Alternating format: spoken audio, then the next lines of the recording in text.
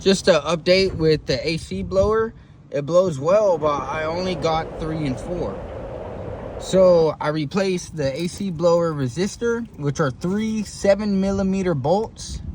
It's pretty bit tricky with that stud there in the back to get out, but I'm sure if you wiggle it around, you'll be able to get it out, no problem.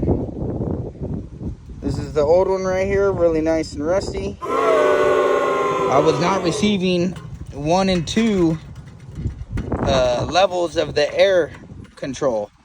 So now with the new air blower resistor, I have all 4 levels of the air AC, and it blows well with the new blower. But I'm still yet having cold air. So I get all 4 levels now, but I'm not having too much cold air. So I want to change the climate control panel, or go deep in here and change that guy, which is the air blender door, some name.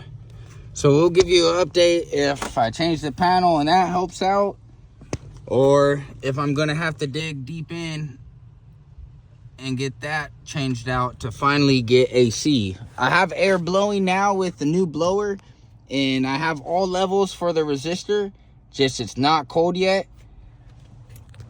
So I don't know how many problems people are having this problem with their 98 Chevy S10, or really 94 to 2004 Chevy S10s. But I replaced the blower and the resistor and still have no cold air. My AC pump works good. I got enough antifreeze, but still no cold air. Give you an update if I do get cold air.